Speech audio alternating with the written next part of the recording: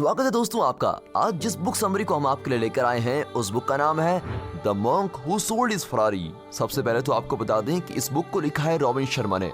Robin Sharma एक writer और एक मोटिवेशनल स्पीकर भी है। ये बुक हमें बताती है कि जीवन में सफलता का क्या अर्थ है, हमारा सही लक्ष्य क्या होना चाहिए और जिंदगी में क्या जरूरी है। ये बुक जूलियन मेंडल के बारे में है जो एक सफल वकील थे, मगर वो अपनी सारी फिजिकल एसेट्स को बेचकर जीवन के सही अर्थ और सुख शांति के लिए भारत चले आते हैं, जहाँ वो शिवाना के ऋषियों से ज्ञान लेते हैं। अगर आपको लगता है कि आप केवल फाइनेंशियल और फिजिकल सक्सेस के बाद खुश होंगे तो ये कहानी आपके लिए है, क्योंकि ये कहानी हमें नेतृत्व, सफलता और सच्ची खुशी की हमारी परिभाषा को रिवैल्यूएट करने में मदद करती है। वैसे देखा जाए तो लग्जरी लाइफ हासिल करने की दौड़ में हम जिंदगी को सही से जीना ही भूल गए हैं, बस एक रेस में लगे पड़े हैं। लग्जरी लाइफ के लिए काम करना अच्छी बात है, पर सिर्फ इसके पीछे भागते रहना और जीने का सही अर्थ भूल जाना ये सही नहीं है।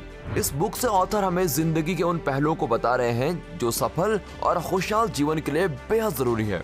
इस बुक में हम जीवन जीने के 7 प्रिंसिपल देखेंगे जो कि एक कहानी के जरिए समझाए गए हैं। जूलियन मेंडल एक सफल वकील था जिसके पास सुख सुविधा देने वाले सारी लग्जरी चीजें थी। बड़ा बंगला, गाड़ी, जेट, विमान आदि सभी का वो मालिक था, परंतु उसका जीवन बहुत ही व्यस्त और उस पर काम का बहुत ही दबाव रहता था। खुद के लिए ना ही उसके पास समय था और ना ही वो अपने जीवन में खुश था।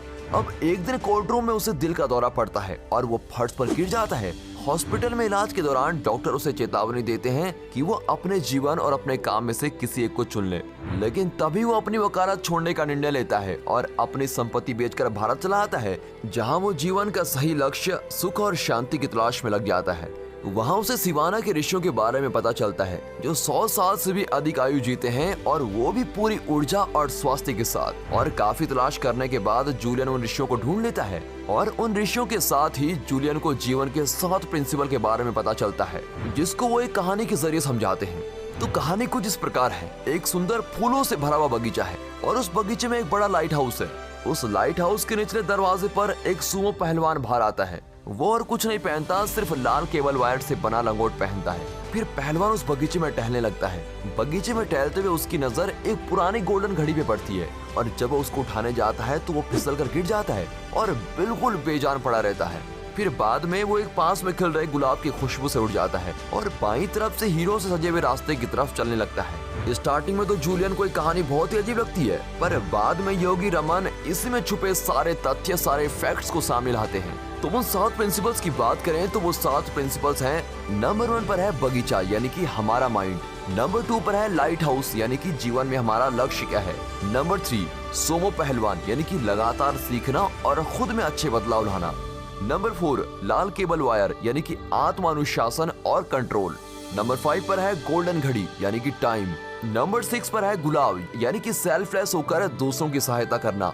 नंबर 7 पर है हीरो से सजा हुआ रास्ता, यानी कि प्रेजेंट में जीना। तो अब हम अपने पहले प्रिंसिपल को देखते हैं जो है बगीचा। तो देखा जाए तो हमारा मन एक बगीचे की तरह है।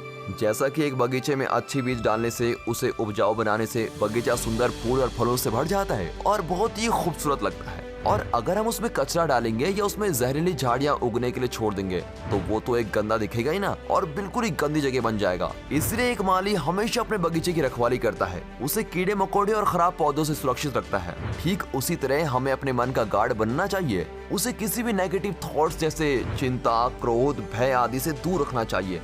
एक भी नेगेटिव थॉट हमारे दिमाग की ज्यादातर एनर्जी को सोख लेता है। अगर हम माइंड में पॉजिटिव थॉट्स लाएंगे तो हम जीवन में हमारी उम्मीदों से भी ज्यादा सफल, सुखी और शांति पा सकते हैं।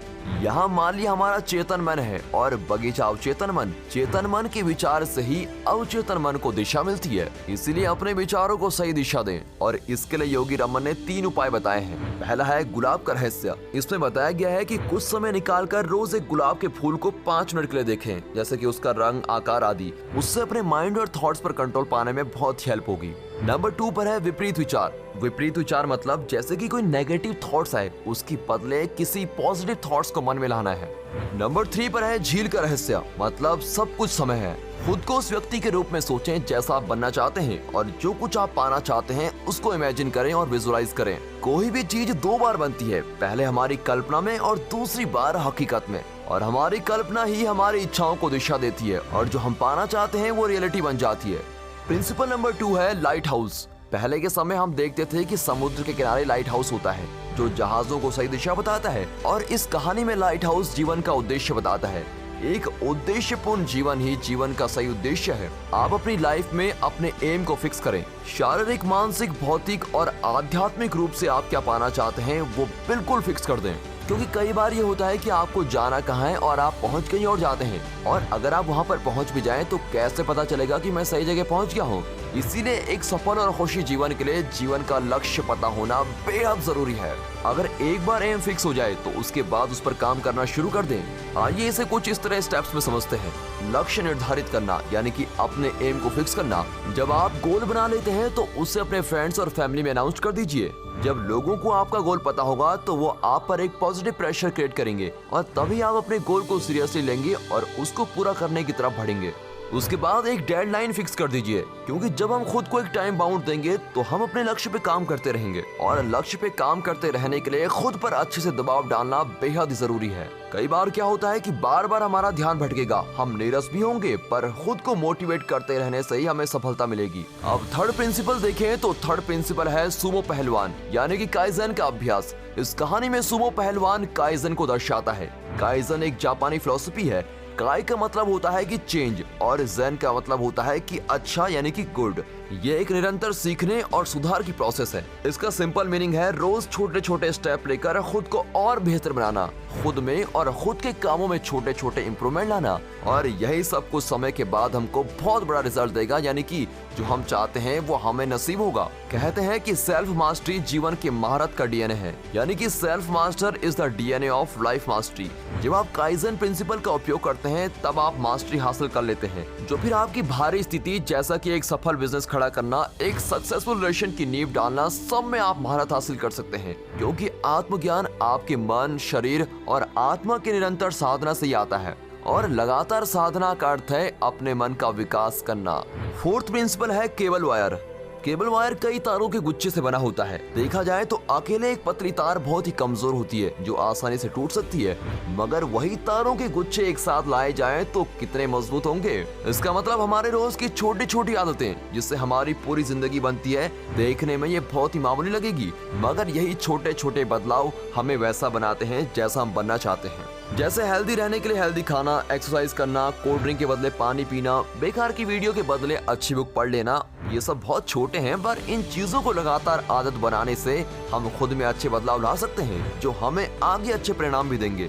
फिफ्थ प्रिंसिपल है गोल्डन घड़ी। हर इंसान के पास दिन के 24 घंटे होते हैं। सही से समय का उपयोग ही एक सफल इंसान को एक आम इंसान से अलग करता है, और देखा जाए तो समय हमेशा रेत की तरह फिसलता रहता है। समय इंसान की सबसे कीमती चीज है जो एक बार गया तो फिर वापस लौट कर नहीं आता। इसीलिए अपने टाइम की कदर करें और उसका सही से इस्तेमाल करें। जो अपने समय का उपयोग करके समझदारी से काम करता है उसे सफलता, सुख और समृद्धि मिलती है। सिक्स्थ प्रिंसिपल है पीला गुलाब। चाइनीज में कहावत है कि जो हाथ दूसरों को फूल देता है थोड़ी खुशबू उस हाथ में भी रह जाती है। इसका मतलब जब हम दूसरों की बिना किसी चाह के सहायता करते हैं, चाहे वो छोटी हो या बड़ी, उसमें हमें भी खुशी मिलती है, और हमें एक पीस तभी मिलता है जब हम दूसरों के लिए कुछ भला कर सकते हैं।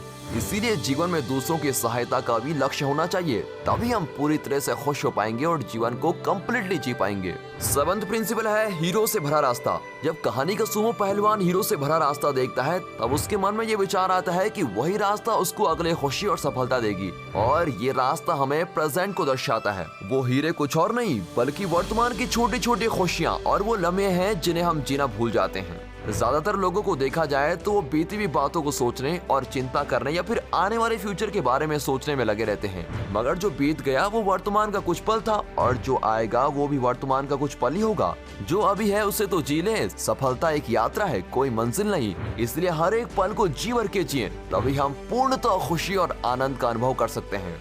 इसके कंक्लूजन को देखें तो जीवन एक अनमोल है, हमें इसके हर एक पल को खुशी से जीना चाहिए। सुख दुख तो आते हैं और चले भी जाते हैं, गलतियां कुछ नहीं होती, यह हमें एक सीख देता है ताकि हम और बेहतर इंसान बन सके।